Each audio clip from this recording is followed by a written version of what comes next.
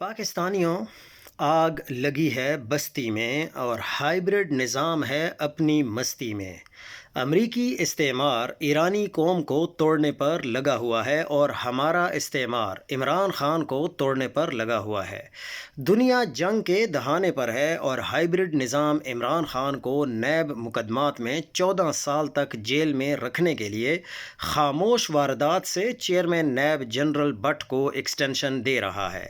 عمران خان کے خلاف بنائے نیب مقدمات اگر اتنے سچے تھے تو پھر عمران خان کی اسلام آباد ہائی کورٹ سے ضمانت کے بعد ان کا کیس سپریم کورٹ کے بجائے حکومت کی بنائی آئینی عدالت میں لے جانے کے لیے قانون سازی کرنے کی ضرورت کیوں پیش آئی؟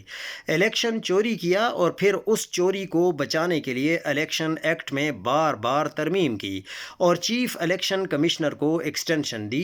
عمران خان کے خلاف انتقامی جعلی مقدمات بنائے اور پھر ان کو بچانے کے لیے 26ویں 27ویں ترامیم کے ذریعے پورے عدالتی نظام کو ٹاؤٹ بنا دیا۔ واہ ہائیبرڈ نظام، واہ کیا کیا ناپاک تجربات کر رہے ہیں۔ ناک کی جگہ پر دم اور دم کی جگہ پر ناک لگا دی گئی ہے۔ میری ان تمام لکھاریوں اور جو ویڈیو میکرز ہیں ان سے درخواست ہے کہ ایران کی شکست اور تباہی کی پیشن گوئی کرنے سے پہلے یہ ضرور سوچیں کہ کربلا میں حسین رضی اللہ تعالی عنہ کے بارے میں ایسی پیشن گوئی کرنا کتنا آسان تھا۔ آپ مسلمان بنیں، کوفی یا تماشائی مت بنیں اور مایوسی مت پھیلائیں۔ طالبان نے امریکہ سے جنگ 20 سال لڑ کر جیتی۔ ہاں، ایران کی لیڈرشپ شہید ہوئی لیکن رجیم چینج نہیں ہوا۔ ہاں، 1000 ایرانی شہید ہوئے لیکن ایرانیوں کی جرت اور مستقل مزاجی میں کوئی فرق نہیں آیا۔ ایران کا معاملہ عراق، لیبیا، شام، لبنان سے مختلف ہے۔ ایران ایک واحد اسلامی نظریاتی ریاست ہے جو اسلامی اصولوں پر فلسطین کے ساتھ کھڑی ہوئی، اور وہ واحد ایسی اسلامی ریاست ہے جو 40 سال سے امریکہ کی آنکھ میں کھٹک رہی ہے۔ اس کے حکمران سادہ زندگی گزارتے ہیں اور اللہ کے حکم کے مطابق صہیونی اور عیسائی طاقتوں کو کبھی اپنا دوست نہیں سمجھتے۔ ایران کی بقا اسلام کو زندہ رکھنے کے لیے ضروری ہے۔ یہ میں نہیں کہہ رہا، مشہور سنی اسکالر عالم ڈاکٹر اسرار احمد کہہ گئے تھے کہ آج اسلام ایران کی وجہ سے زندہ ہے۔ ایران کی ہزاروں سال پرانی تہذیب ہے، وہ اسلام قبول کر کے بھی اپنی انفرادیت کو قائم رکھے ہوئے ہے۔ یہ وہ قوم جسے سلطنت عثمانیہ فتح نہ کر سکی، اسے رومن امپائر فتح نہ کر سکی، اسے برطانوی سلطنت فتح نہ کر سکی۔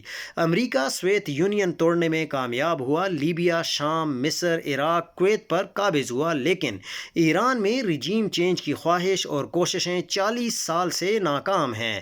ماضی میں عراق کے ذریعے جنگ کر کے ایران کا کچھ نہیں پٹ سکا۔ ایران اور کمانڈو اور ہیلی کاپٹر بھیج کر اپنے سفارتی عملے کو آزاد نہیں کروا سکا اور ہیلی کاپٹر اور لاشیں چھوڑ کر بھاگا، اور انشاءاللہ آج بھی امریکہ کو بھاگنا پڑے گا۔ عمران خان کی سزا برقرار رکھنے کے لیے سپریم کورٹ کو آئینی سسٹم سے ٹھڈا مار کر باہر نکال دیا گیا۔ سینٹ سے منظور ہونے والی نیب قانون میں نئی ترمیم کے بعد عمران خان کے 190 ملین پاؤنڈ سکینڈل اور نیب کے توشہ خانہ کیس میں حتمی اپیل اب سپریم کورٹ کی بجائے وفاقی آئینی عدالت سنے گی، اور وہ بھی یوں کہ یہ عدالت شواہد کا از سر نو جائزہ لینے کی بجائے صرف یہ دیکھے گی کہ ٹرائل کے دوران کسی آئینی حق کی خلاف ورزی تو نہیں ہوئی۔ وہاں بیٹھا ہوا امین الدین کیا فیصلہ کرے گا یہ سب کو پتہ ہے۔ ایک خان کے لیے پورے آئینی سسٹم کے ساتھ زنا بالجبر کی واردات کرنے والے جب خود اسی میزان میں تلیں گے تو ان کی ہاں اور باں آپ سنیں گے لیکن کوئی بھی ان کی مدد کرنے کو سامنے نہیں آئے گا۔ اب وہ وقت بھی آیا چاہتا ہے کہ اسٹیبلشمنٹ اور اس کے مہروں کی جانب سے 4 سال کی معاشی بربادی کا ملبہ موجودہ جنگ اور تیل کی قیمتوں پر ڈالا جائے گا، لیکن بار بار یاد کروائیں گے کہ کورونا جیسی عالمی وبا کے باوجود جب عمران خان کی حکومت ختم کی گئی تو گروتھ ریٹ 6% تھا۔ 3 سال میں ایکسپورٹس میں $10 ارب کا اضافہ ہوا تھا۔ عمران خان نے جاب کے جو مواقع پیدا کیے تھے وہ ریکارڈ تھے۔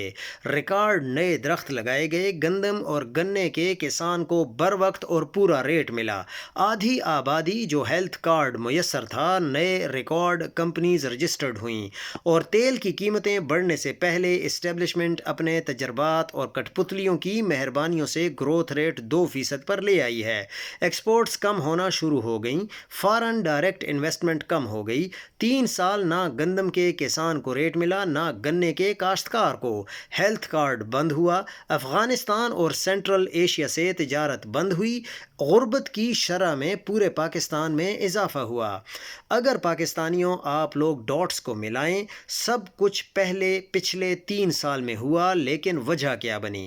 عمران خان کی قید تنہائی کا 3 سال، غزہ پر اسرائیلی حملوں کا 3 سال، پاکستان کی معاشی تباہی کا 3 سال، پاکستان میں سیاسی عدم استحکام کا 3 سال، پاکستان میں نئی دہشت گردی کا 3 سال، یوکرین روس جنگ کا 3 سال، سوڈان میں وار لارڈز کی جنگ کا 3 سال، پاکستان کے لیے بھارت کی آبی جارحیت کا 2 سال، شام میں اسرائیل نواز حکومت کا 2 سال، امریکی ٹیرف وار کا 2 سال، پاک افغان تعلقات کا 2 سال، ایران کے گھیراؤ کا 2 سال، ٹرمپ کے اقتدار کا 2 سال، بورڈ آف پیس کا 1 سال، پاک افغان جنگ کا 1 سال، بنگلہ دیش انقلاب کے بعد سیاسی استحکام کا 1 سال، اسرائیل، امریکہ اور ان کے اتحادی کیسے ان سب تباہیوں کے پیچھے ہیں؟ ڈاٹس ملائیں اور غور فرمائیں، آپ کو سب کچھ سمجھ آ جائے گا۔